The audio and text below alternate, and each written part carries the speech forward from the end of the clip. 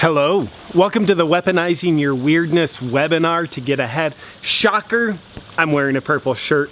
Hey, during our webinar today, what I want to teach you is how I've learned to leverage my weirdness to help me get ahead in all areas of my life. Like I'm talking all areas, relationships, career, satisfaction, purpose, fulfillment, contribution.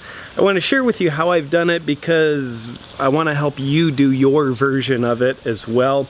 And then also like really hang on because I'm going to share with you what I call my 3 A's process for weaponizing your weirdness. So that's going to be like a super practical way for you to take your inner weirdness and bring it out into your life, where it can work magic for you. So stay tuned for that. Now, before we get to the webinar and start acting all like studious with each other, I'm going to do a quick polar plunge. Right now the water is 54 degrees. Yikes. I love jumping in cold water because it makes me feel incredibly abnormal. I think it does like healthy stuff too, like probably something with your lymphatic system. I don't know, but it just shocks the shit out of you. So let's jump in before we get started.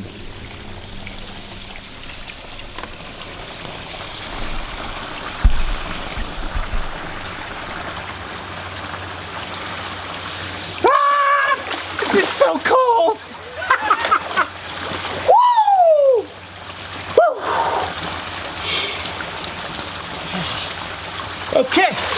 Okay, enough shrinkage to start a webinar. Let's go.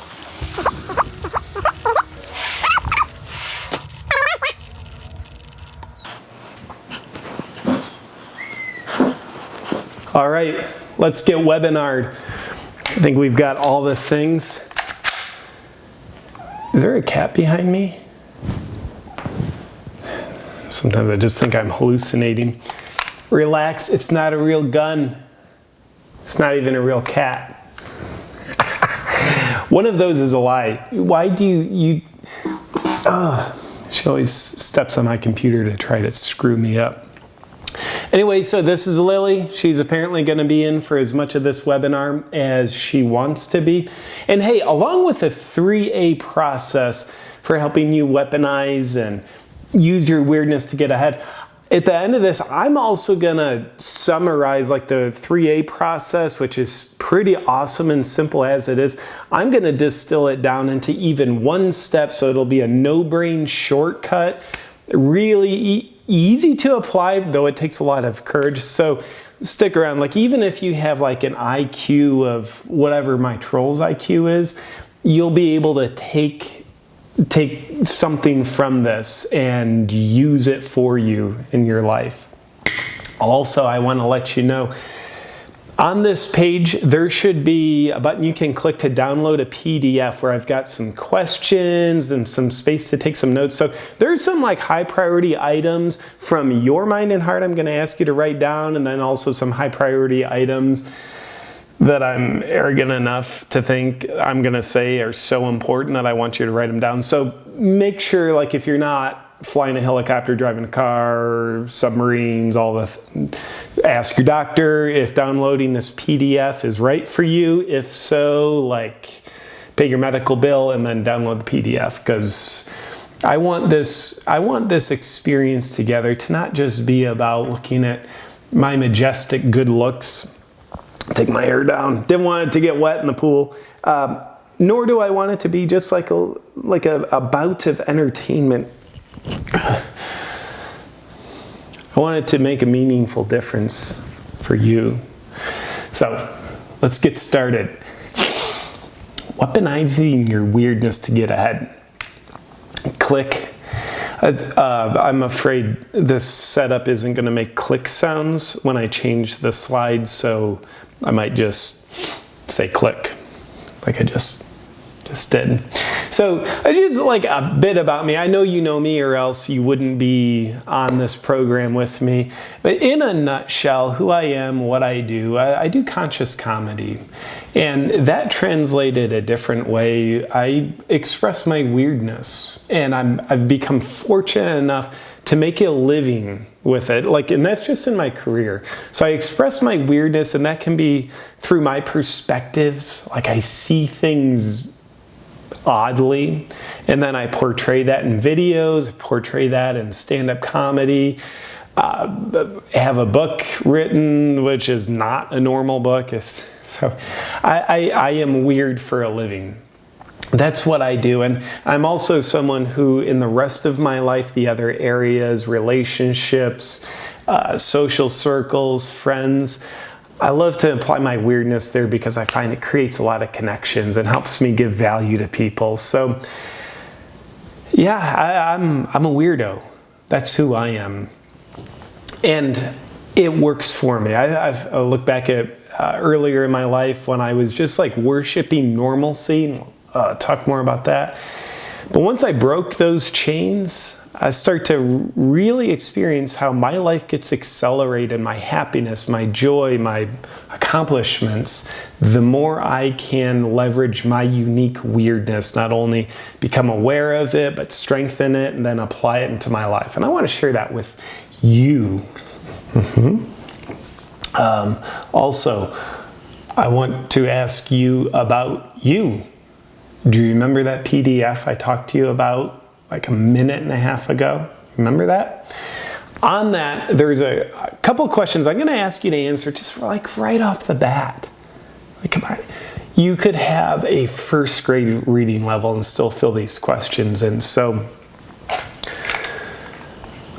would you mind filling the questions in? Make you an offer you can't refuse. It really is not a real gun. But if it was, I probably wouldn't tell you that either. So, get started on the question. I'm afraid I'm going to like just whack my computer with that. It's actually pretty heavy. On the PDF, 3 things I'm going to ask you to answer about yourself. And that's all the one question. What are weird traits of yours that you're already aware of? List 3 of them.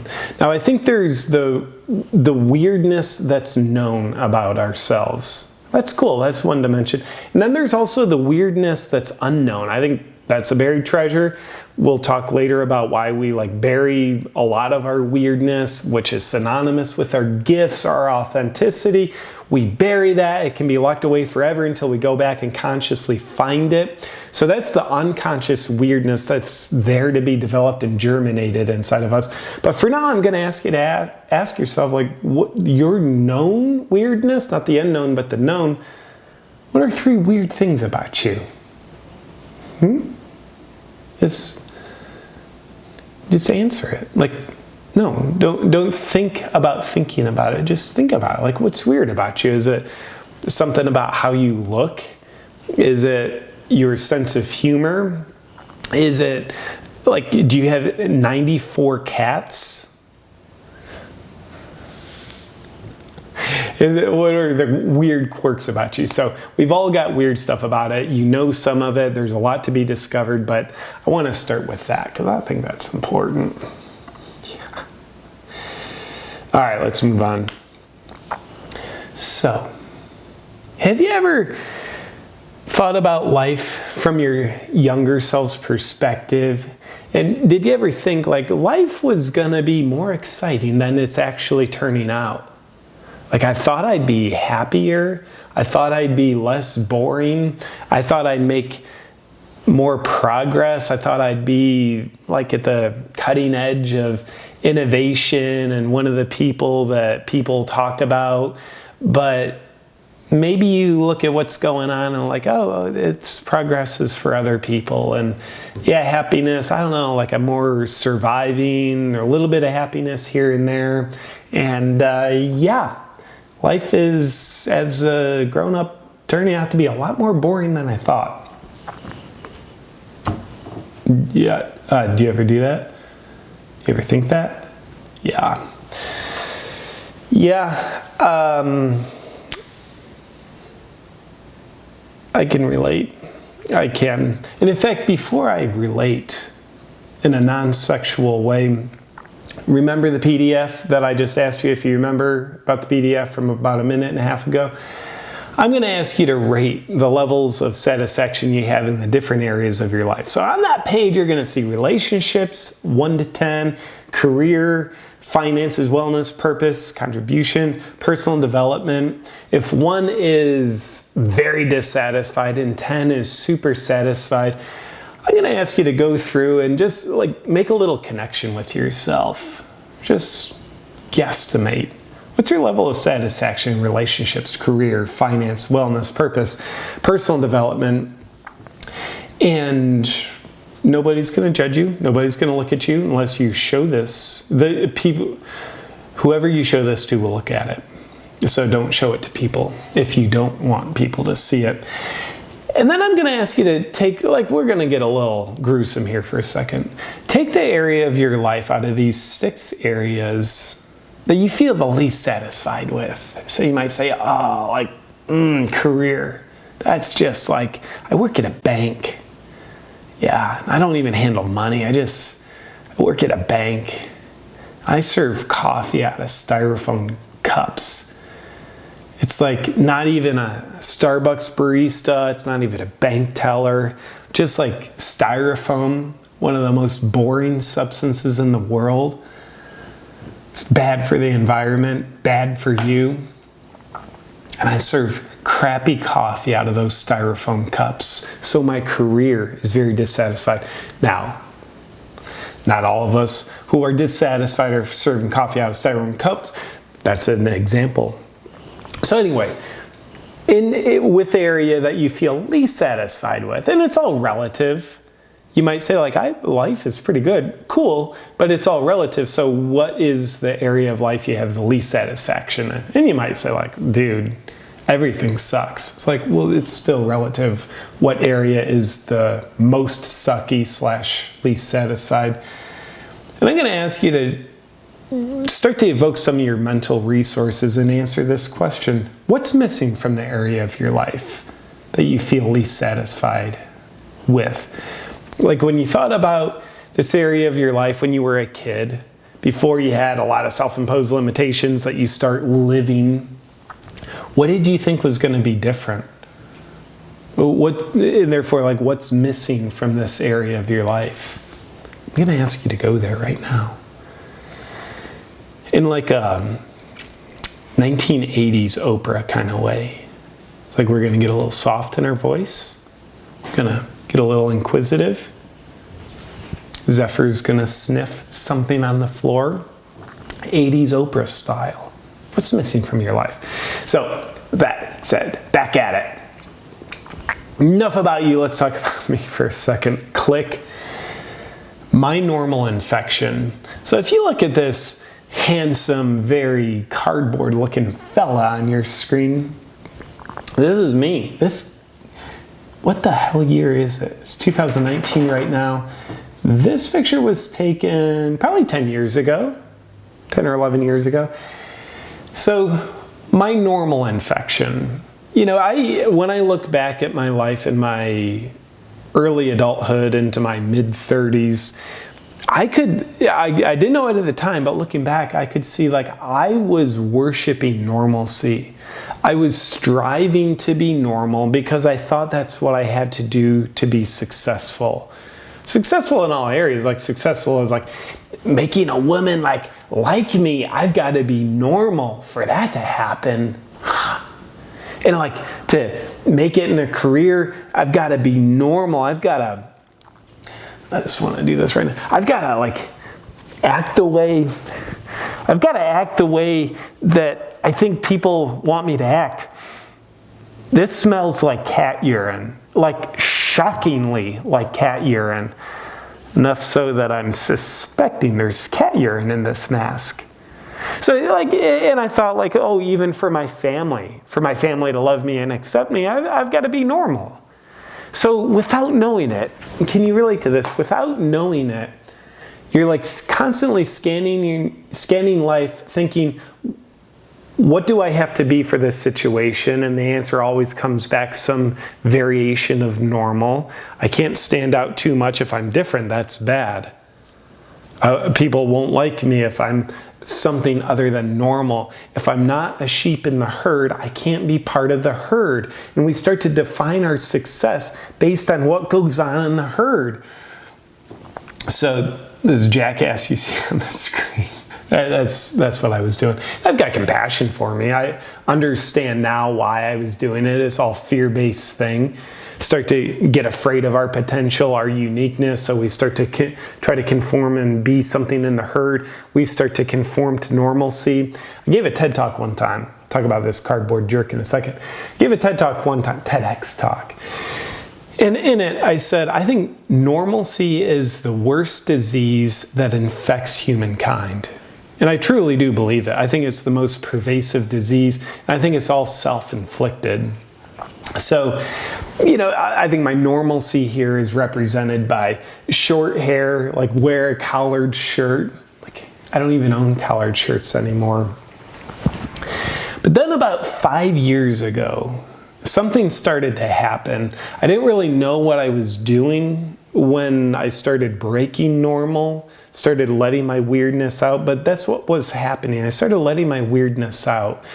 And like I said, I didn't know what the hell I was doing at the time. It was just kind of like how like a butterfly starts to come out of a cocoon. It probably doesn't know what is going on, but it's just like, let's bust out of here. I don't even know what this is. I didn't know this would become a cliche metaphor, caterpillar, butterfly.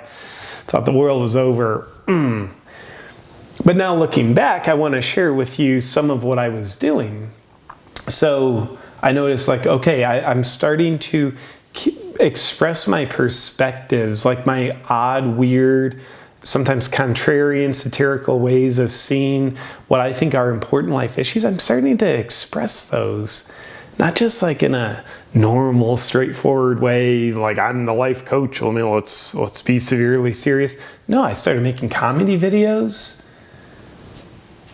I started to like really start to represent what I really stood for, stopped apologizing for who I am, started being, I wouldn't say overly eccentric, but as eccentric as I actually am in my personal life. So it's just kind of, that cliche butterfly cocoon analogy, that's like really what started happening for me 5 years ago. I started to find my weirdness wings. And then over the course of the last 5 years, the different areas of my life have really accelerated. I've really helped myself get ahead, not by creating anything new for myself or acquiring anything I didn't have, but giving expression to the weirdness that's always been inside of me. And I want to help you with that. Stay tuned. Click. Cough. Sorry, I know that's annoying. Sorry. 2nd degree burn. That tea's pretty hot. So I want to take a look at the old paradigm. If weirdness is really the beautiful thing that will help us accelerate the different areas of our life, add joy, satisfaction, and progress, then I want to take a look at what will make us stuck and unhappy. And I think it's the old world of normal, really the old paradigm of being normal. That it's really an ancient, archaic mindset. It was probably true once upon a time, but it's the mindset I told you about, like I had it. The mindset that says, I need to be normal to be successful. I need to be who other people need me to be, want me to be. I need to be who I expect other people to expect me to be. I need to be that in order to be hired. I need to act like a normal guy to attract a mate. I need to be a sheep. You know what I mean? Like I need to be boring. I need to kill everything exciting about me. And I need to just be like a walking cardboard human being. That's at least what was going on in my mind. So the old paradigm of normal, which I think we all to some degree, we all cling to it because we still have the archaic belief that says, I need to be normal, to be successful, and to be happy, and to be secure.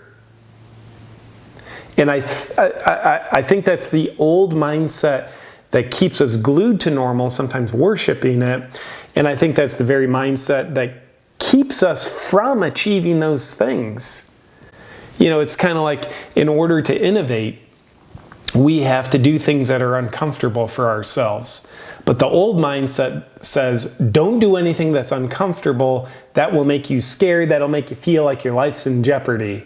So we don't do things that make us uncomfortable, and then we wonder why, like, we're not making awesome progress, innovation, exciting stuff, because we're not getting uncomfortable, because we're still glued to the old self-preservation mindset that says don't get uncomfortable. Well, I think we're doing the same thing with normalcy. We're addicted to the very thing that keeps us from being successful because we think that thing will make us successful.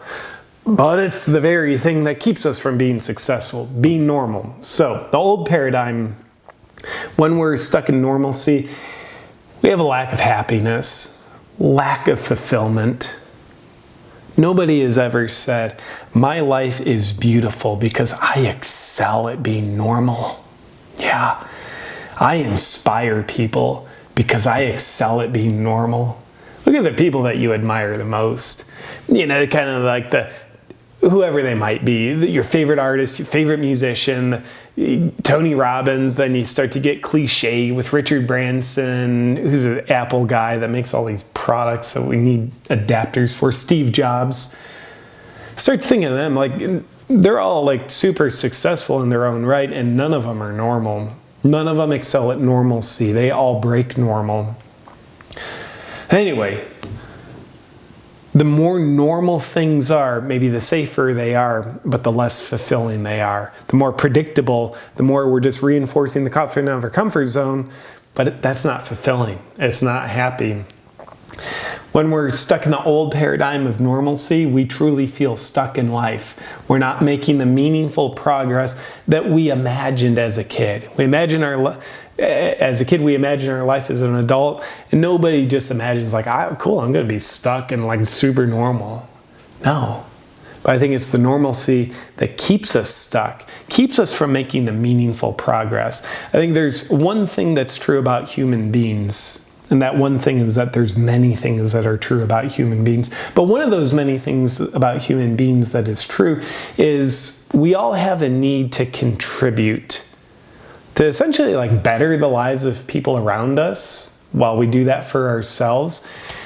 And I think we do that through giving value. We do that through contribution.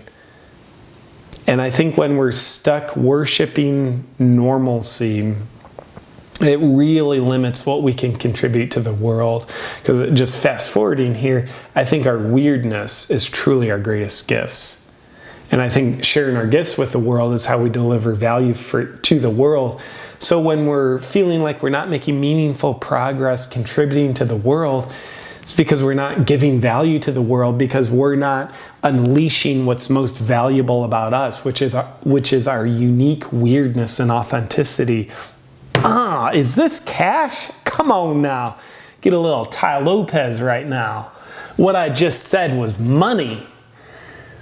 What I just said was a $12 million statement. Probably not. Probably not. It's probably like $30 million. What else? I think when we're stuck in the old paradigm of normal, we feel disconnected, lack of love, and a lack of inspiring relationships. So, I mean, how many of us can relate to that? Like, who feels less connected than what you want? Lack the love. Maybe you're in a relationship, but you're like, there could be more to it. And you lack inspiring relationships and friendships. You look around the people and you're like, I don't necessarily feel uplifted by that. When we see those symptoms in our life, I think those symptoms are a symptom of a greater cause, of a disease we have called normalcy. It's like the outer world is reflecting what we're portraying. It's like, why is everybody around me normal? Nobody's inspiring. Because that's what we're putting out. And I don't think we, when we're acting normal, it truly is an act. I don't think you're normal. I think the design team is too creative, too innovative to make people who are normal. Talk about make you throw up. I think we are all naked weirdos underneath our purple shirts or whatever you're wearing. We're all weird. So I think when we're acting out normal, it's an act. We're not being ourselves. So the people who are right for us to truly connect with that, resonate with who we authentically, uniquely, weirdly are, they can't get to that surface area of us. I think about maybe your true love. They can't get to the real you when you are acting, when you are being normal. The surface area of our psychology and sometimes physicality that we put out is just the surface area of normal. So people who would truly resonate with just the demented weirdness that you are, they can't get to it. They can't connect to it. They can't connect to it and then share their love and inspiration with you when we're wearing the plywood of normalcy. So, by the way, I'm not talking about just other people. I'm talking about myself too. When you think back to short hair JP, excuse me, think back to short hair JP, all of these kind of suffering points were in my life. I mean, excuse me, I wasn't at the bottom. I wasn't suicidal, but man, I lacked happiness and fulfillment. I felt like I was always searching, but not landing on the fulfillment. Did I feel stuck? Yeah. I've been a life coach for 13 years, and was I making progress at times? Yeah. Was it as much progress as what I thought was possible? No. Was I getting frustrated because no matter what I tried within the context of my normal life as I knew it, was I getting frustrated because I wasn't making the strides I thought? Yeah, I was getting frustrated. Did I feel disconnected, lack of love? Absolutely. Just felt like the emptiness, I want the love of my life. Why can't I find her? Let me be more normal. That'll really attract her. Man, type of woman I want to be with is not someone who's attracted to normal. But past JP didn't know that. Click. All right, so just really mapping out the old paradigm of normal, because why am I doing this? This is a good question you just telepathically asked me. Because a wise man named Ram Dass once said, "You can't get out of a jail you don't know you're in." So we want to know what the jail of normal looks like. What are the principles that govern it? So then we can better get out. And we're going to do some getting out of this jail. Not only escaping the jail, but obliterating the jail. Composting the jail so it can grow back into something freaking awesome if jails were able to be composted. And indeed, if they were, it would be more convenient for this analogy. So let's take a look. The 7 principles that run the old paradigm of normal. Now, as we go through this, I'm going to ask you to be thinking is this me? How do I do this? Because I want this to truly be a self-discovery so you can get out of the jail that you're now learning you're in. This is part of the human condition, normal. It's our infant suit, we all got to grow out of it. It's such a crappy analogy. Wow. I'm not proud of that one. So, first principle of the world of normal, which, by the way, in the PDF that you've got, we all know PDF, we all love PDF. I'm going to ask you to write these in. Write them so you remember them. Active learning, #GoodTeacher. First principle. When we're stuck in the old paradigm of normal, we're always trying to be who others want you to be. You be who others want you to be. This might mean we're conforming to our parents' expectations, even if they're not around anymore, like the ghost of their expectations can still live in our head. Or it might be, we work at the bank. It's like, okay, who's my boss want me to be in order for me to be a good, dutiful person so I can get a raise and not have to serve coffee out of a styrofoam cup? Who do they want me to be? Who do I have to be lovable to you? It's like, oh, I'm on Tinder. Who do I think I need to be for this person to like me? Wow. That was a sign from God. I don't know what that was, but it scared me.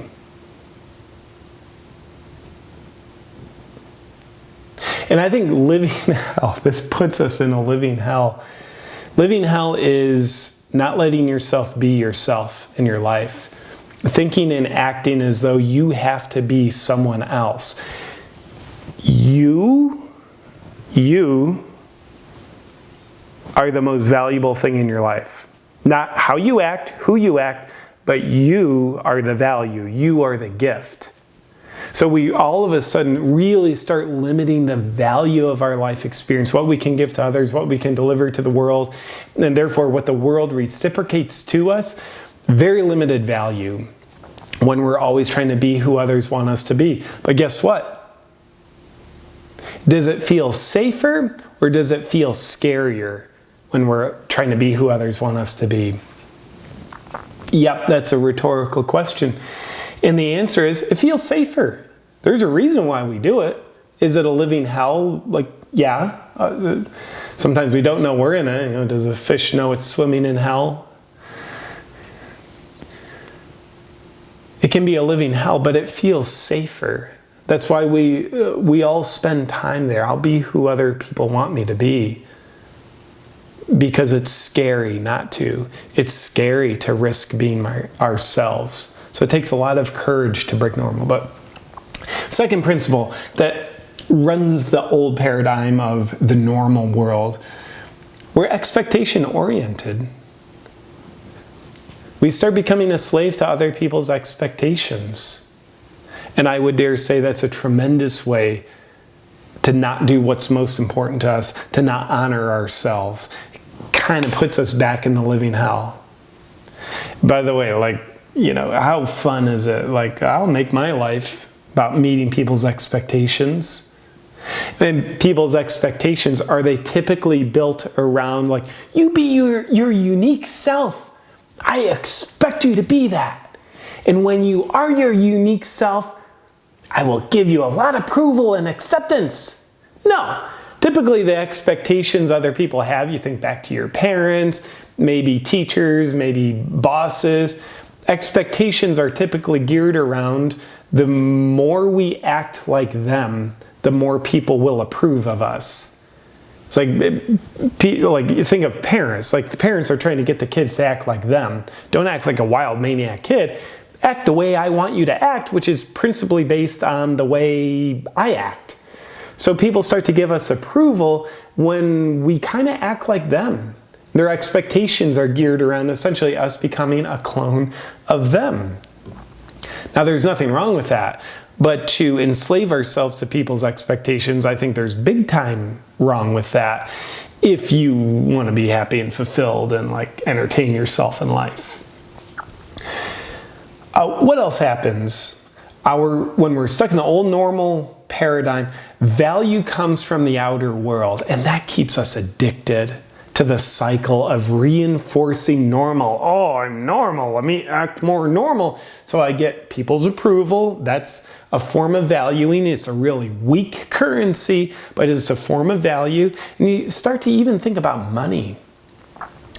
What is the most you can earn when you're acting normal? It's you think of the common professions, you act normal. Cool, you work at the bank, you act normal, and you top out at, I don't know what bankers earn, $63,500 a year.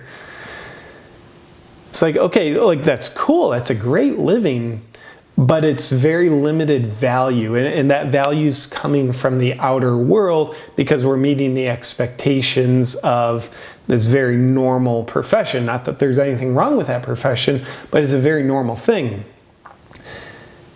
Contrast, in a second, we're going to contrast that with like, what's the value that you can encounter when you're allowing your unique weirdness to come out. Really obliterates this. And then there's certainty. We're always certainty oriented when we're stuck in the world of normal. And the more we stay addicted to certainty, the more we stay stuck in the world of normal. So one of the big reasons why we stay addicted to normalcy, worshiping normal, doing it over and over again, even though it doesn't make us truly happy, is because it makes us feel certain, makes us feel safe. You take the path of certainty. It's like, okay, there's not much risk involved. Go to college, be normal, get your degree, something normal. Awesome, get a normal paying salary, then you can get a normal spouse, have a normal amount of kids, have a normal retirement fund. It's gonna be predictable as hell, certain as hell, boring as hell. But that sense of certainty make you feel safe, not fulfilled, make you feel safe. When you think about like, oh, if I'm gonna start to like make a living off my weirdness, there is no certainty about that. We know there's the starving artist phenomenon, and then we know there's like, The Rock, he earns $200 million a minute, whatever the hell he earns. So there's a lot of uncertainty and mystery when we're leveraging our weirdness. But if you say, yeah, I am not willing to have courage, I will only experience certainty because I'm afraid to feel fear, that's going to keep you stuck in the world of normal, and normalcy will be what fortifies your sense of certainty.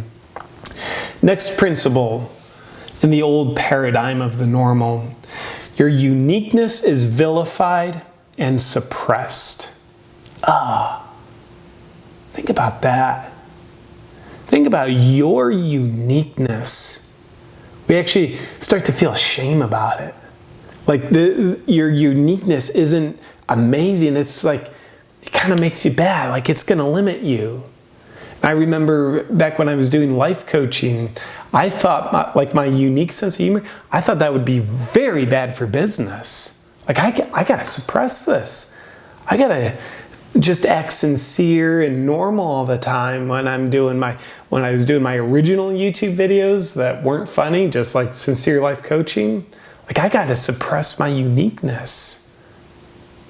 So I notice, at least for myself, and this is a part of the principle that we all relate to when we're in the old paradigm of normal, we vilify our uniqueness. Then what happens when we vilify it? We don't express it, we suppress it. Ew. So it's like we rob the world of our value. We rob our life of our own value. And then the last principle in the paradigm of normalcy is it's a fear-based way of being. I mean, one of the common denominators of all these principles has the element of fear, so let's just let it be its own principle. Being normal, acting normal, whether we're doing it consciously or unconsciously, usually it's both. It's truly a fear-based way of being.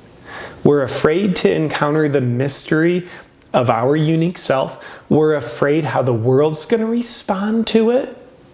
Like, will you be rejected at times when you're being your uniquely weird self? Yes. Will you be rejected as much as you fear? Probably not. But there's the fear, like, some people will reject me. It becomes more predictable, less scary, the more normal I am. But when you're a part of the herd, you don't have to feel the fear. So we're afraid to feel the fear. Thus, normalcy becomes a psychological posture of fear that dictates our life. How's that to think about?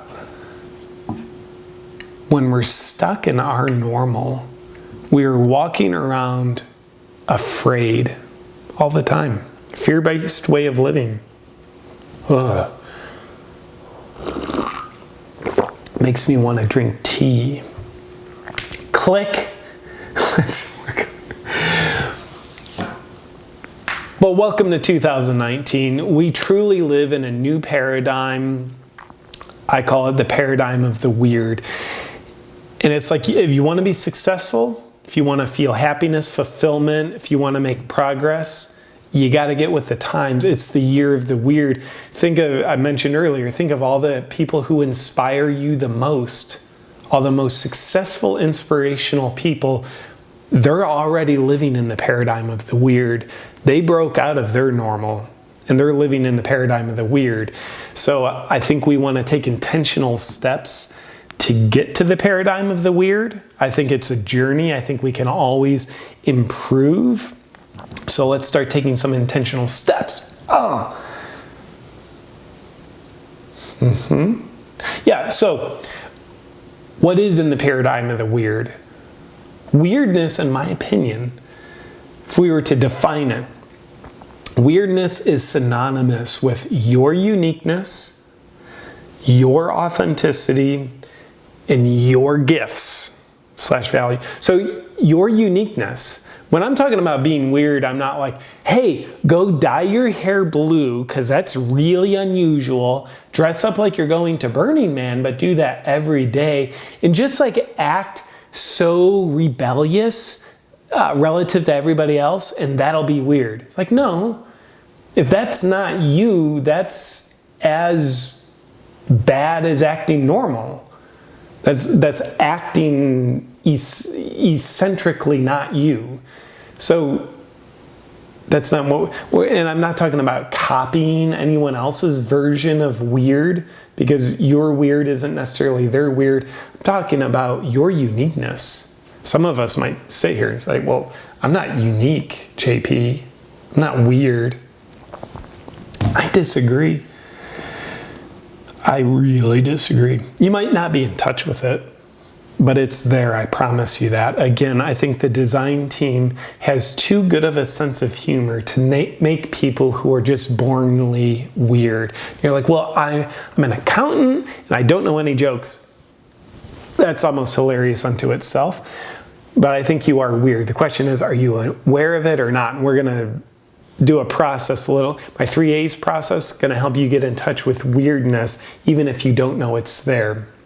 So again, weirdness, it's synonymous with your uniqueness, your authenticity. We're talking about you are the weird. This isn't something you have to fake, not something you act. Let me dye my hair blue, let me dress all gothic. No, this is not an act. This is the one thing you've ever done that is not an act. And then gifts. I really want to highlight this. You have gifts for the world. I believe that. I don't care if you believe it. I want you to believe it, but I definitely believe it. You have gifts for the world. And I don't know if that's meant to be expressed professionally, like artists selling your painting, your music, making videos, sharing perspectives, or if it's raising a child in a very close, loving, connected way. I don't know. Or building houses for people. No idea. Like 8 billion people on Earth. Can't think of all the examples. But you have gifts. And I think the more in touch with your weirdness you are, that means the more in touch with you are, which means you are the gift, which means the more you're able to say yes to your weirdness, the more you're able to share your unique weirdness, authentic self with the world. And I think the world rewards you for that. So sometimes it's very literally in the form of money. You know, I look at like when I was acting out normal professionally, which means I was limiting the amount of my gifts I was sharing with the world. Sharing some, but there was a lot of my gifts I wasn't sharing. So the world reciprocated that limited value. I was earning a living, but it was nothing like inspiring. But the more I'm actually able to express my weirdness, I find like that I'm sharing more of my gifts with the world. And that's me giving more value to the world, and the world reflects that by giving me more value in return. And that value comes partially in the form of money. I'm blessed to earn a lot more income now when I give a lot more value to the world. But also, I think a currency that's way more valuable than money, I get the value in the form of fulfillment. So anyway, yeah, if you don't think you have anything good to share with the world, it means you haven't drilled into your unique, weird gifts yet. Click. So the 7 principles that govern the new paradigm of the weird. I'm going to ask you to write these in on your PDF. Number 1 principle is be who you are. Be who you are. In the new paradigm of the weird, the more you are you, the more successful you are. Present day 2019, the more you act out the first principle of normal, be who other people want you to be, the more you limit your success. Yeah, you're going to reach a ceiling really quick and not go beyond that ceiling. But when you are just unapologetically who you are, I mean, that is a principal recipe for success in the new world we live in, the world of the weird. It's the current paradigm. Happy 2019, y'all. And like JP, I don't believe in time. The earth is flat. It's not 2019. Whatever new unit of made-up time you wish it to be. Second principle in the paradigm of the weird is inspiration-oriented. Really drink this in. Not expectation-oriented, but inspiration-oriented. Get this. Imagine you feel inspired to do something. You feel inspired to start learning a new skill. You feel inspired to start painting. You feel inspired to pick up your phone, make a video, share a perspective, post it on Facebook. And then what door might that inspiration lead to if you act on it? And then if you act on that next door of inspiration that opened up because of the first door of inspiration you said yes to, do you see how that can unfold new corridors of life for you? So when we are functioning in the weird paradigm, we go by feelings of inspiration. Once upon a time, I was inspired. I was inspired to make a comedy video sharing my perspectives of the spiritual world. It felt scary, but it's like I felt excitement about it. No, it's not, what do we think would be good? What do we think would work? No, it's like, oh, what inspires me? I feel inspired right now. It can be quick and fleeting, but the weird, which is the new successful, the weird-minded successful people, we know how to pay attention to the feelings of inspiration. We're aware of them, we feel them, and then get this, we act on them.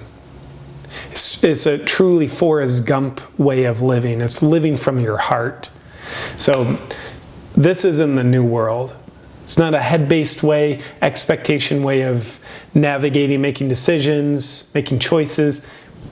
It's a heart-based way. Ooh, feel the inspiration. Third principle of the paradigm of the weird. Validation is found within, and value is given to the outer world. What does that mean?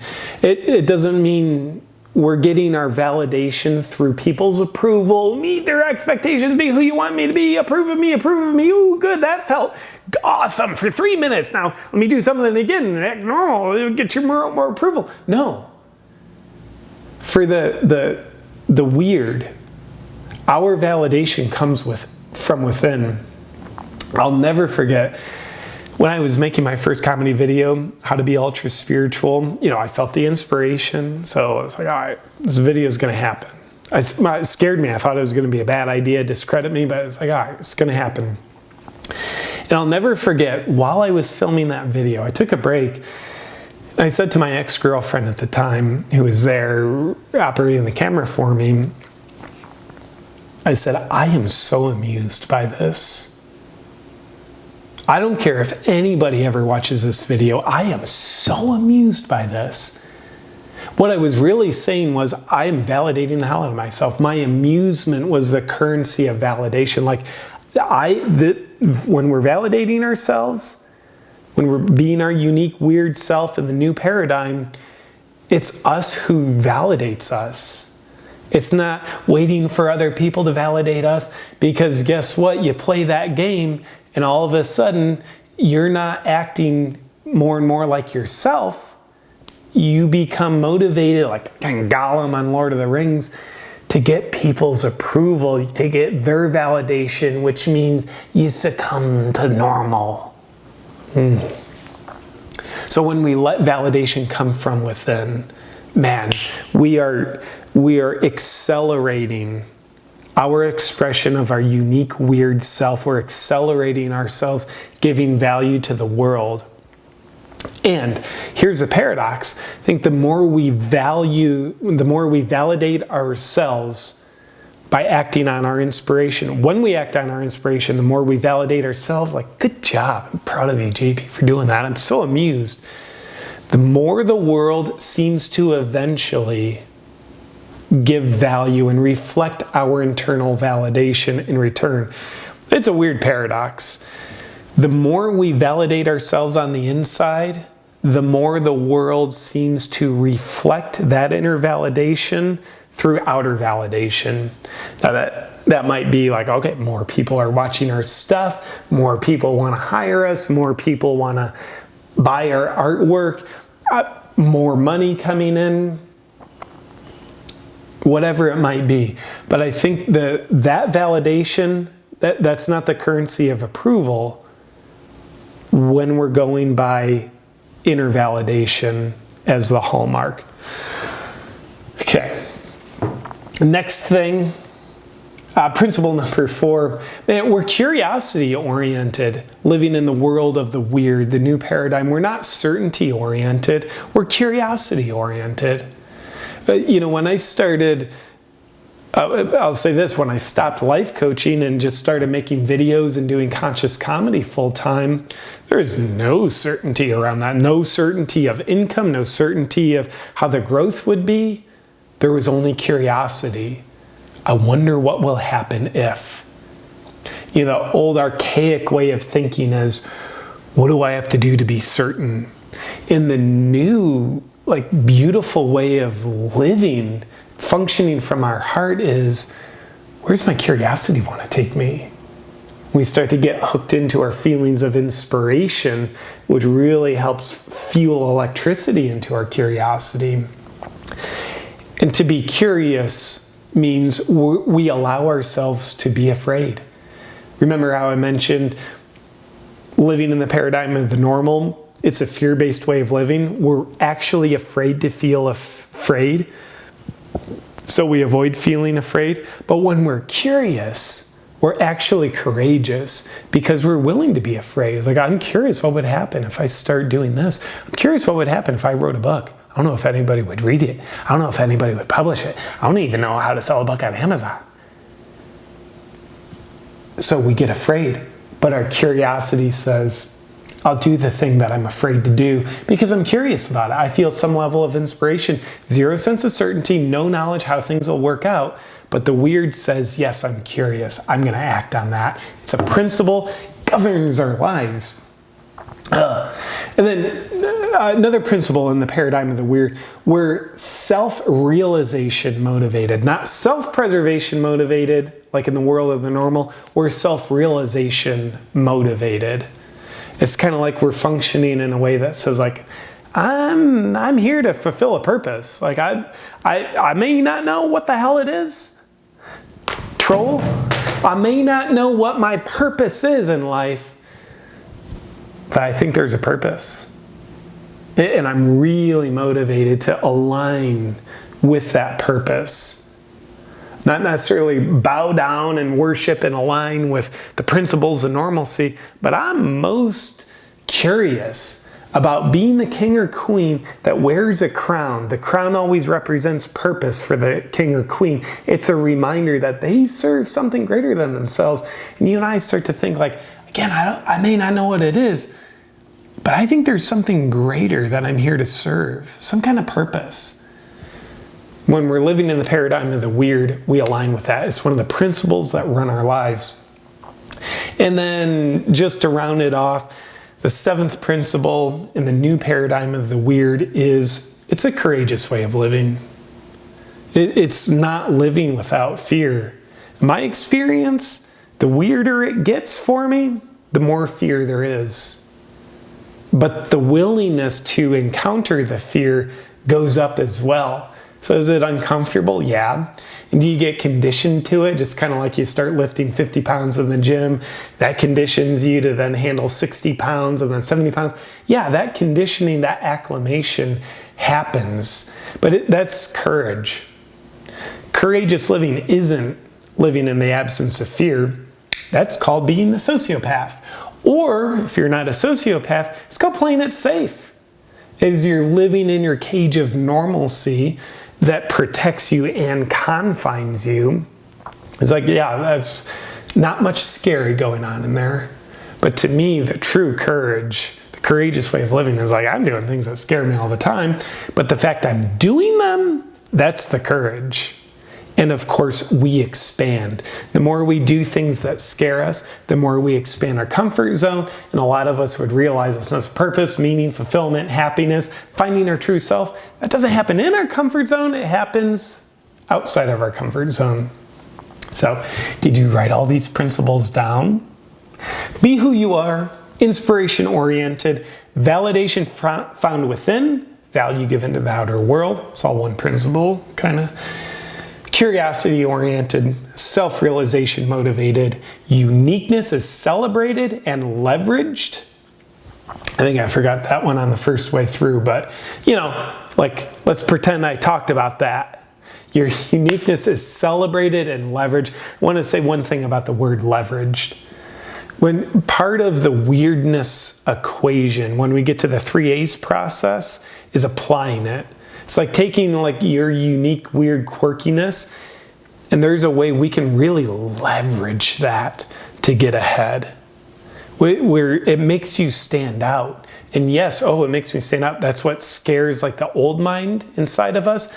But the fact that we can leverage our weirdness to make us stand out, that's also synonymous with making us get ahead. And then we had courageous way of living. Click. So the question on your mind is, JP, that all sounds lovely, but how do I go from the normal paradigm to the weird paradigm? Sounds good on paper. You look majestic while you're talking about it. But how do I do it? I'm glad you asked because I want to share it with you. Click. Hit the wrong click button. So in a second, I'm going to share with you what I call my 3A's process for unleashing your weirdness. It's a simple process and it honestly takes us to some deep places, so stay tuned for that. Now, there's crap. What else is here? Our 3A's process. JP, sorry, just making sense of my own notes. So in the PDF, I do have a spot for the 3A's process. It'll walk you through it. Get to that in a second. But first I want you to think of like a seed. Think of like a sunflower seed because that's what I have a picture of. For the beauty inside that seed to come out, you first got to break through the seed's protection. The shell of the seed, that's the protection. That's the very thing that was formed to protect the tender uniqueness that is the sunflower being. And that shell is exactly what limits and contains the beautiful expression. So I think we all do that. We have a shell of normalcy. We all adopted the shell of normalcy once upon a time for protection. We all had a good reason for it. But then that protection now becomes the prison that cages us. It doesn't allow our unique sunflower weirdness to come out. So when we're going through this 3A's process, truly what we're doing is shedding our shell, so that what's inside of us can germinate. And like I mentioned earlier, there's the known weirdness. You know some of the things inside of you that can germinate more. And then there's the unknown weirdness, some sunflowerness of you that you don't even know is there, but we still want to allow it to germinate because that can work massively for you. Does that make sense? It's like the phoenix rising process. So let's get to the 3 A's here. Okay, so first thing I want to ask you to think about 3 A's. There's awareness, awakening, and implying. Implying is the one that starts with an A. So awareness, awakening, and applying. So we want to go through all this. We need to become aware of our awareness. Then we need to awaken it, stimulate it, strengthen it. And then we need to apply it. Because if we just become aware, awaken, it's like, cool, now we theoretically know about weirdness inside of us, but it's not really leveraging. We're not leveraging it and making our lives better. We're not delivering more value to the world. We're not like expressing it. So we got to go to the extra step and apply it. Because I think that's where we get the real bang for our buck. But that takes the most amount of courage. It's one thing to become aware, awaken it, like, cool, don't tell anybody about this.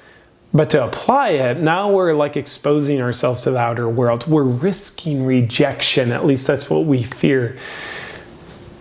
But we got to go there. We got to have the courage. Unless we want to be stuck in the old world of normal forever, where it's like, this is awesome. I don't need courage to live. I'm not happy either, but boy, I feel safe. So let's work on awareness first. The first step in the 3 A's process. First A is awareness.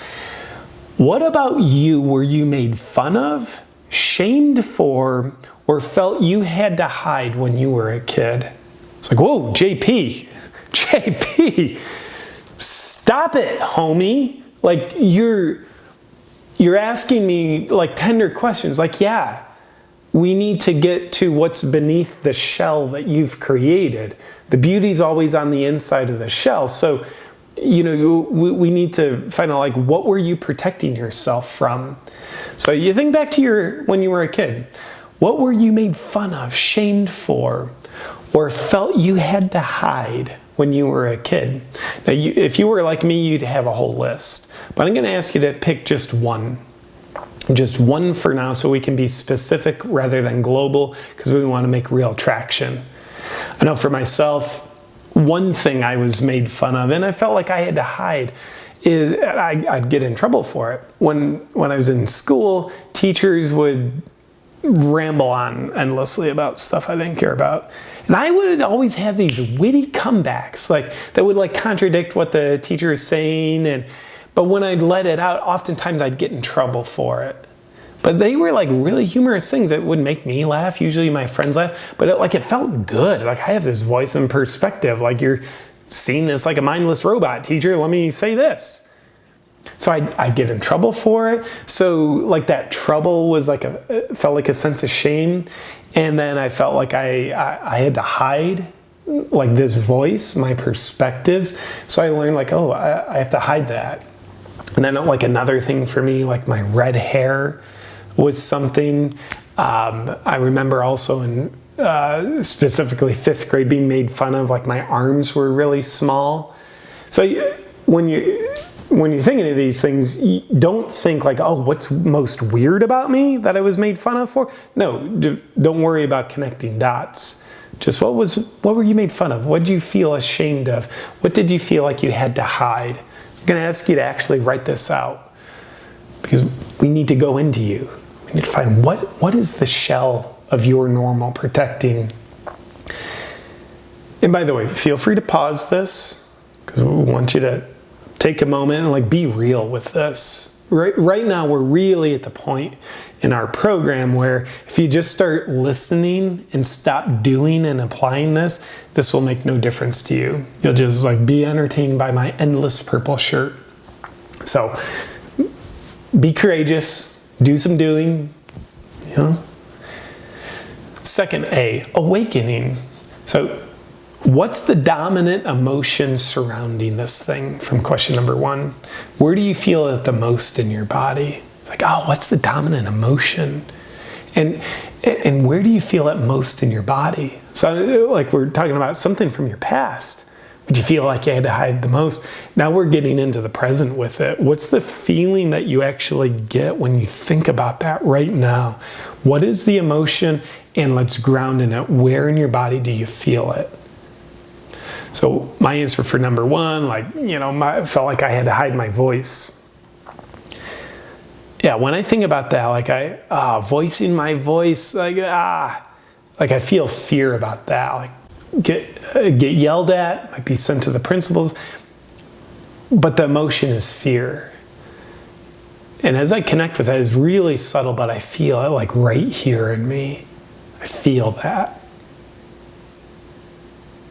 So we need to make connection with the feeling. Because remember the shell? The shell, this is sign language for the shell. The shell has been protecting you from experiencing this feeling. So by intentionally going to the feeling, we don't need the shell anymore, because we're saying like, I don't need to be protected from feeling this feeling anymore. I'm going to go there. So the shell of normalcy, suppressing this thing, I don't need that anymore. I'm going to actually be courageous and feel the feeling. I'm going to feel the fear. Now at this point, this is a point where I'm going to ask you to take 2 minutes. Just feel this feeling. With the mentality, nothing to fix, only a feeling to feel. Because we want to be really connected with this feeling that normally was something we think we need to be protected from, not connected to. Again, how do we protect ourselves from it? By not feeling it, avoiding letting this thing out that we got in trouble for, or fear getting in trouble for. So we want to connect to it. Now would be a great time to pause this for 2 minutes and sit there breathing and just feeling this feeling. Whether you're feeling, it's like, oh, my dominant feeling was fear, maybe shame, maybe sadness, maybe anger. It doesn't matter what the feeling was, just like, what's the dominant feeling? And here we're really awakening the feeling. We're not putting it to sleep, anesthetizing it. We're awakening it. So feel free to pause this for a quick 2 minutes. Meet you back here as soon as you unpause.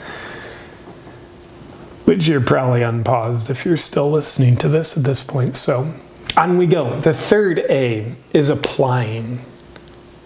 So we just made connection. Your feelings, Carl Jung once said, your feelings are the language of your soul. Your feelings here, feelings are always the seed of the awareness. The feelings here, that's the beauty of the sunflower of your unique, weird self. So we've just made connection to some very powerful energy inside of you. You might say, well, no, that was uncomfortable. Because it's so powerful. It's okay that it's uncomfortable. It doesn't mean it's bad for you. It probably means it's bad to not feel this anymore. Otherwise, you're going to live in a shell of protection, fortified with the confines of normalcy. So now we want to apply. We've made awareness, made some awakening, feel the feelings. Now we want to apply this so we can start to actually leverage this in your life. So the question is, how can you actively apply your hidden attribute to your present life today? Question number 1, what did you feel you needed to hide the most? Now I'm going to ask you to get really creative. How can you actively apply that in your life today? So if I'm starting from scratch on this, I think about like, oh, I hid my voice when someone would say something, when the teacher would say something. It's like a way I could actively apply that is I could take 3 topics from the news, just like 3 headlines, the normal headlines that people are talking about, make a 1-minute video where I'm sharing my perspective on those 3 headlines. Here's the news you're not thinking about. Here's the crap they're trying to feed you, but here's what you're probably not thinking about with these 3 topics. Post that to Facebook. So that would be me actively applying my voice that I otherwise felt like I needed to hide. And I think in my present life today, I tend to voice my voice like this is something I've helped myself unleash. But if I was starting from scratch, that would be a creative way for me to apply it. Or you might say like, oh wow, I felt like I had to hide like my singing voice. Oh, and I felt like people made fun of me for my drawings. People made fun of me for my weight. They made fun of me for my body. They made fun of me for the way I acted. Like, cool, take that. And I'm going to ask you to do the opposite of concealing that in the shell and creatively, actively apply that into your life. Like, let's help this sunflower blossom. And let's take the expectations off. This isn't actively apply this in your life. That's going to get you 10 million followers, or that's going to make you money, or that's going to turn into an ongoing thing that you want to keep doing. It's like, no. It's like, I'm going to ask you to apply this into your life. One time, see what happens. Does that make a little bit of sense? Now before we leave the gravity of this 3 A's process, are you with me so far? Do you feel it? Do you feel the excitement of like, yeah, I can bust out of my shell here. Here's what I've been hiding since I was a child. If I hid it as a child, if I never went back to find the buried treasure, it means I'm still hiding it. So I'm breaking the shell with my awareness. And I'm starting to awaken it by having the courage to feel the feelings that I spent all this time avoiding. And then I'm looking at how I can actively apply it, which is the start of leveraging it in my life. Letting what used to be a curse become a blessing in my life. So the most important part of this exercise is, what's the exact first step you'll take? Specifically, with regard to how you can actively apply this attribute in your present day life, what's the very first step you're going to take? Simple. What is it? Like if I was doing like, let me voice my contrarian opinion on the 3 top news headlines, I was like, cool, first step, go look at what the 3 headlines are that I want to do. Or it's like, I felt like I had to hide my singing voice. It's cool. Like, first thing I'm going to do is go do karaoke. Or first thing I'm going to do is turn on my YouTube video of my favorite song and I'm going to sing with it. First step, because I want you to be able to know what your first step is. And then ideally, take that first step today. Not tomorrow, not the next day, not yesterday, today. You with me? I'm getting excited. I'm getting excited. I am getting excited. Now, I think the 3A process, it's something that when I look back in hindsight, like, yeah, that has really been what I've been doing to help myself unleash my weirdness in my career, my personal life. It's truly been amazing. But you might say, all right, JP, 3As, like, the best my memory can do is remember one thing. So I want to give you an even like cheat sheet shortcut that'll really just like be the cliff notes of the 3A's process. And I have this written down in the question form in your PDF. So I'm going to ask you to look at it and answer it right now. When I'm acting normal, I'm protecting myself from feeling this feeling, fill in the blank. When I'm acting normal, I'm protecting myself from feeling this feeling. It's like, what was your feeling from the awakening question of the 3A's process? Like I mentioned, mine was fear, but what was yours? Whatever that feeling is, that's probably your answer. And the magic of this like super shortcut exercise to apply every single day in your life to help you weaponize and unleash your weirdness, the magic isn't necessarily like just knowing like, oh, it's fear. It's knowing that you will do it. It's knowing that when you are acting normal, you are protecting yourself from feeling a feeling. And in order to not feel that feeling, you avoid going to the place within yourself that would really trigger that feeling. So acting all weird and whatever your unique weirdness is, that's what would trigger this feeling of, let's say, fear. But because you're afraid of that fear, you're afraid of that fear, you don't want to go to that fear, so you definitely can't go internal to what will trigger that fear. So the working question I'm going to ask you to walk around with every day of your life is, when I am acting normal, what feeling am I protecting myself from feeling? Fear, shame, guilt, grief, jealousy, anger. And then your job, intentionally feel it. That's the superpower. If the feeling I'm protecting myself from feeling is fear, and I am normal as much as possible so I don't have to feel this fear, the golden rule for you then is go feel the fear. That is shedding the shell of protection. That is going into your weirdness. A willingness to encounter our feelings that are provoked from being our unique weird self is the recipe for allowing ourselves to be our unique weird self. Just like the whole sunflower is contained within the sunflower shell, the seed. There's nothing you need to add to it. We just need to get rid of what blocks the beauty from coming out. And what blocks it principally for us would be fear, shame, guilt, like, oh, I'll get too big, I'll be too different. Fear of, oh, what'll this be like? Nobody will like me. People will reject me. So feeling that fear is what obliterates the shell so that what's inside can come out. Does that make sense?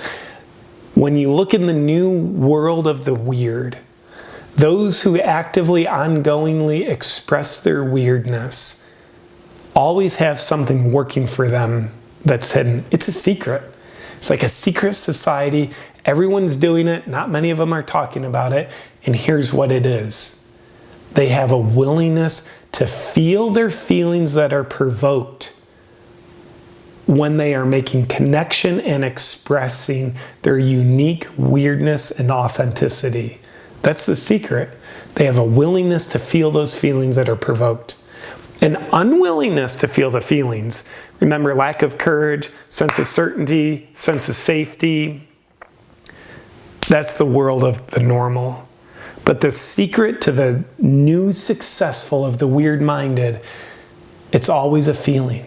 A willingness to feel the feeling that's provoked by the weirdness. That's the big difference. If you can get that, your weirdness will continue to blossom. It absolutely will, I guarantee that. One of my favorite authors, a lady named Brené Brown, she's written on vulnerability. Awesome person. But she has a saying, it's a quote, and I say that she said this, and you can quote me on me quoting her. And her quote is, he or she who's willing to be the most uncomfortable is not only the bravest, but rises the highest. And I think it's our weirdness that rises the highest. Willingness to be the most uncomfortable. That's the secret of the society of the weird. It is like, yes, I'm willing to feel my fear of rejection that comes out when I make a video and I'm yelling and screaming and ranting, and I'm willing to feel those feelings. I'm willing to look at negative comments and feel that fear, feel that rejection, and keep doing it anyway. I'm willing to make a YouTube video and risk having people tell me that's dumb. I'm willing to feel those feelings. That is the secret of the new paradigm of the weird. Y'all with me? You're with me? Yeah, you're with me. Were there other questions? No, that was the last question. Cool. So please keep this 3 A's process and keep even just the Cliff Note shortcut, the what feeling am I protecting myself when I'm acting normal? And then go to that feeling and feel it anyway. Feel it on purpose. Please keep those processes with you under your left arm and right arm. They'll keep working for you. Because after all, I think developing our weirdness, it's not a journey, it's not a destination. Like, hey, I did that exercise one time, like I'm good. Now, click. So, weirdness well lived. I want to share with you, a quick story. This picture that you see, this is the first interaction I had with my wife. That's my beautiful wife, Amber, next to me. First day we interacted with each other. Now, I've shared with you some like how my weirdness has really leveraged in my career, helped me get ahead. That's cool. That's awesome. Proud of that. But I want to share with you in my personal life and my relationships, my weirdness helped me get married.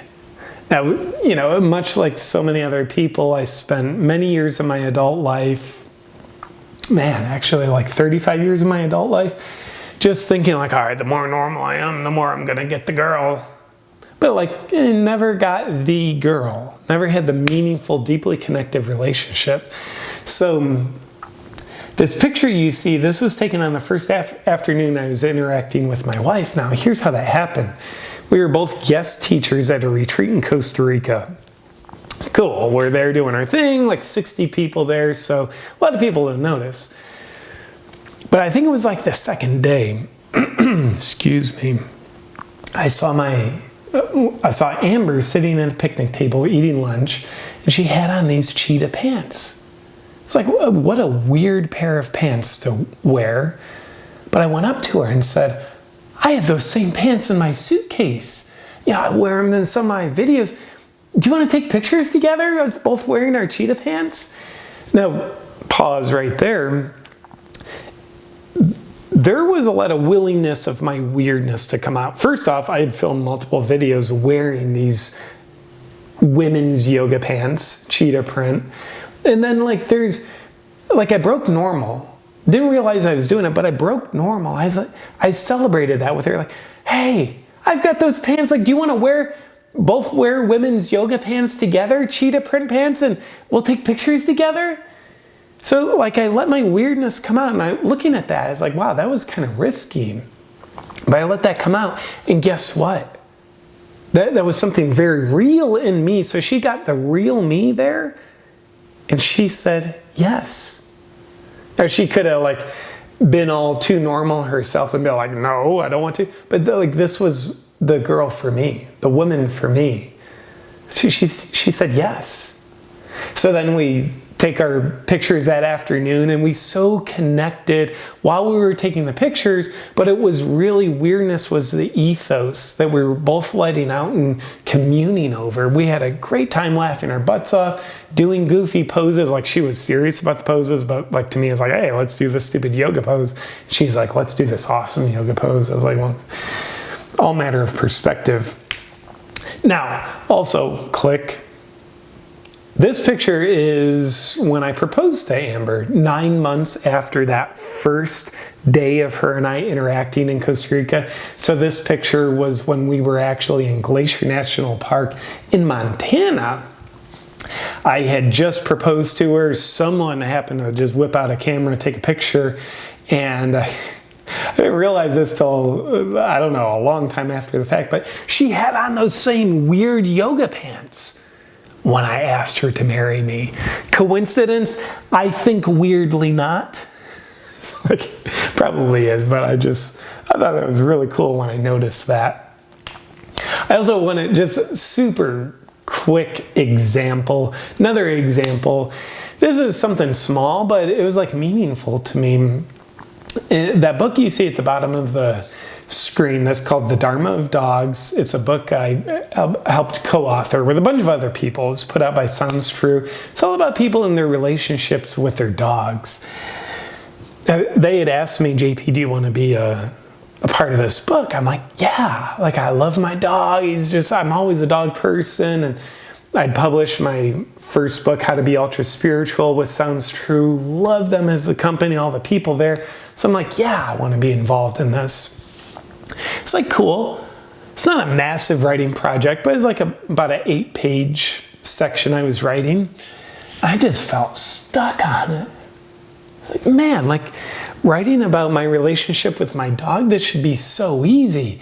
But I feel so stuck, the deadline's approaching, and am I gonna have anything to turn in, or am I gonna have to just write a bunch of crap? My problem was I was thinking about this from a normal perspective. Like I fell back into the trap. So I was like really like thinking of writing this in a normal way. So writer's block. There was no like inspiration. And therefore like nothing of real value that I wanted to express. Then it clicked in. Like I became the sheep that jumped out of the herd and like became a cooler animal than a sheep because it clicked in. Write this from Zephyr's perspective. Don't write it from your perspective, JP. Write it from Zephyr's perspective. So I'll author it as Zephyr, my dog, which is like, do you think that's a little bit weird? Yeah, it's like so not the normal way of doing it. And I decided to do that not because like, hey, I can classify that as weird, but because like, no, that's my way of doing this. And it just happens to be weird. So I did it. Man, it was so heart touching. If you haven't checked out this book, feel free to grab it. I think it's an awesome book. I've got my section in it. You can see the open page. Zephyr and I's picture. Zephyr there, he fell asleep reading it. But when I was done reading it, here's how deep and like connected to myself I was, and dare say how much value I expressed in it. As I finished writing it, I was crying. It's like I thought it was like entertaining, but also like I started crying. Then I sent it to my mom. She starts crying. I think she loves Zephyr more than me. But the moral of that story for me is like that was a very specific like micro time where I was stuck, like not able to make progress on this project, this thing, because I was stuck in the old paradigm of normal. But with this project, as soon as I broke out of normal, like boom, progress, accelerated, breakthrough, loved it. Click. I think that's all the clicking I need to do. So I share those few things with you from my life, not because like, hey, let's glorify me and give JP a pat on the back, like leveraging his weirdness. It's like, no, because I want you to do your version of that. I think one of the best things you can do for the world is be yourself. And drilling into your weirdness is synonymous with drilling into you being you. So how are you going to do that? 3 A's process. Even the Cliff Note version of just know the feeling that you're always trying to protect yourself from and intentionally feel that. But really leveraging the 3 A's process, that's how I'm going to ask you to accelerate yourself into weaponizing your weirdness to help you get ahead in all areas of your life, especially the one that you feel least satisfied in. I mean, let's just really leverage this. What area of your life in the beginning, with the question that I asked you, what area did you feel least satisfied with? You might say relationships or career or finances or wellness, whatever it was. I would be willing to bet my bile duct. That's the area of your life that you're most in the protective shell of normalcy around. And in that area specifically, if you can take like your, the weirdness, the stuff you hid as a kid, and like be willing to feel those feelings and actively apply it in that area, I will bet my bile duct you'll have breakthroughs. The thing is, a kid, your awareness, awakening it because you're willing to feel the feelings, then you actively apply it because you're putting it in your life today, not just letting it be a thing about the past or like I'll feel the feelings right now, but something like you're actively paving the way for a more yellow brick road future because you're applying it in your life. Whichever area of your life you feel least satisfied in, I guarantee you'll have breakthroughs if you actively apply your weirdness, if you're willing to feel the feelings about it.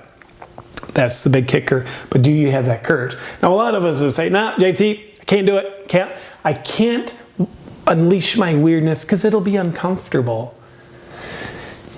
It will be uncomfortable. I remember for me, putting out my first comedy YouTube video was so uncomfortable. I thought it was going to be horrible for business. I thought everybody would hate it. I don't think anybody would watch it, which is worse than everybody just hating it. I didn't think it'd be funny.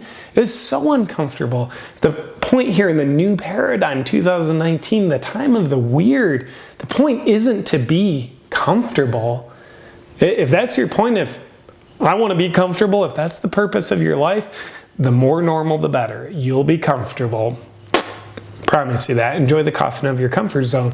But for those of us who say, I want something more than comfort in my life, in fact, I'm willing to be uncomfortable in the name of having satisfaction, making progress in life. In fact, I'm willing to take on the belief that sometimes I have to scare myself to death in order to truly feel alive. Not physically scare ourselves to death, but psychologically. Then we say like, oh, okay, like it's actually not only okay for me to feel uncomfortable, it doesn't mean I'm doing something wrong, it means I'm doing something really right. So it's not only okay, it's a really great sign that I get uncomfortable. I do things I haven't done before. Oh my gosh. And some of us might say, well, JP, yeah, like, cool, bro. Nice long red hair, man. Troll you used to have on your table, but I'm not weird. Like, that's a very weird thing of you to think. Remember, there's the weirdness we know and the weirdness we don't know. You might not know of your weirdness. I guarantee it's there. Once upon a time, you buried something. You know, oftentimes it's what we were made fun of for, what we felt we had to hide. What used to be our blessing, what used to be our curses becomes our blessings. So I guarantee you have beautiful, unique weirdness inside of you. And you get to start finding that as you journey into the 3 A's process. And keep working with it. With me?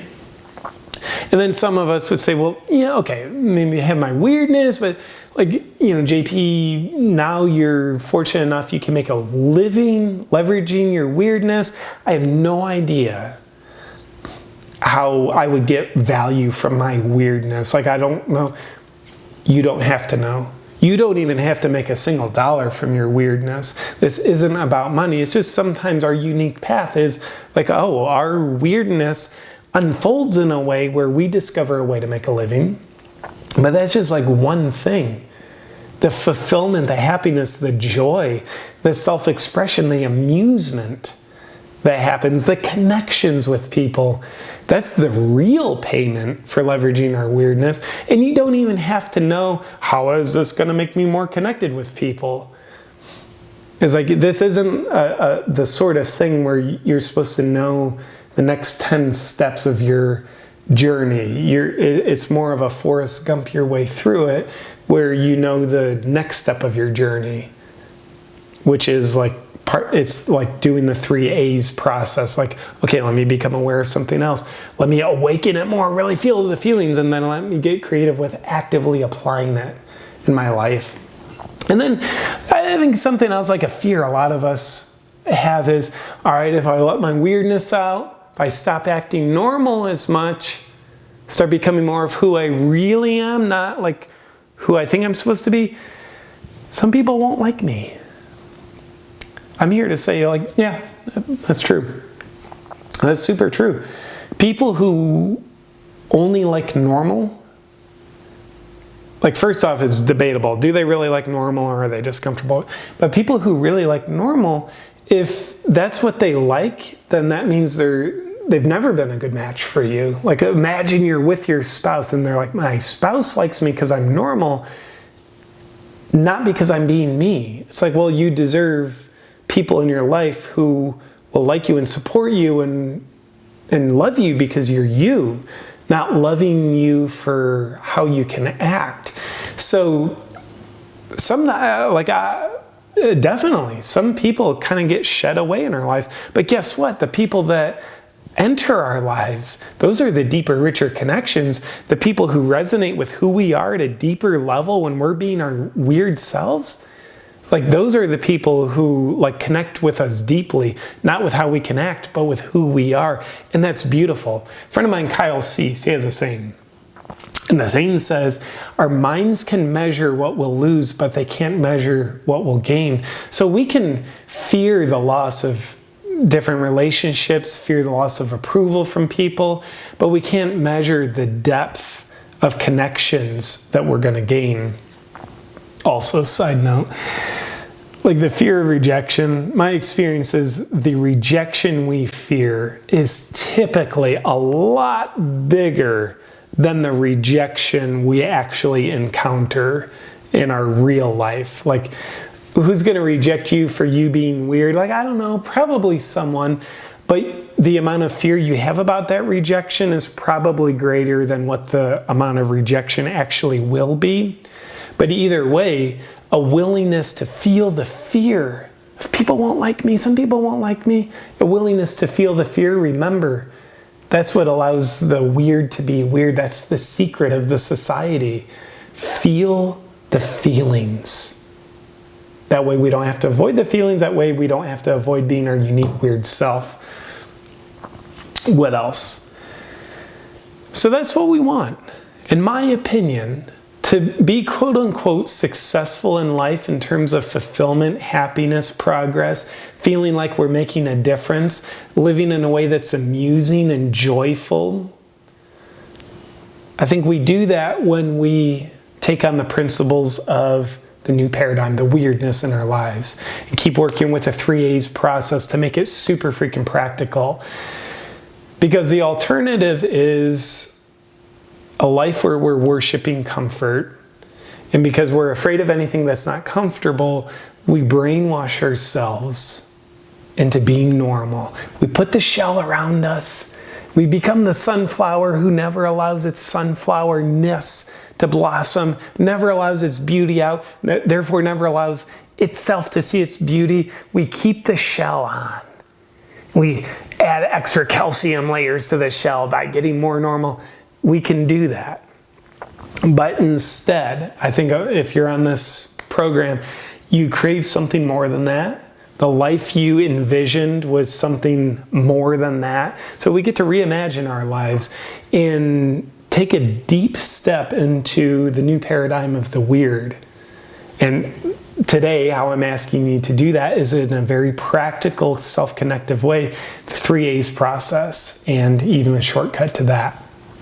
So, with that said, I'm going to ask you, like, if you just blanked out from here on out, please take the processes and the principles we've talked about, your worksheets, and apply it to your life. Please do. Like, I've gone through all this myself. I keep going through all this. I'm going to continue to go through all this. And I want what I've learned to matter for more than just me. I want it to make a difference in your life. I don't want you to just sit there and see the expressions and the videos and the stand-up comedy and the books that my weirdness creates. I want you to have your weirdness. It's like, don't just eat my fish. Like, go catch your own weird fish from the well of yourself. So please take this and run with it. And if you want to continue in journeying with this and go beyond the 3 A's process and have more guidance, more coaching, more training, then I have something for you. It's not for everybody, but if you want to make 2019 the year that you are committed to really unleashing your weirdness, I'm going to invite you to join me in my private membership community, Awaken with JP Premium AF. This is a community where I am devoted to helping people resolve what blocks them from letting their unique, awesome weirdness out and helping train them to really express it, to be themselves, to find more joy, satisfaction, creativity. So every week in my membership program, I'm putting out new episodes that offer specific training to help people unleash their weirdness. I love to do that for my members.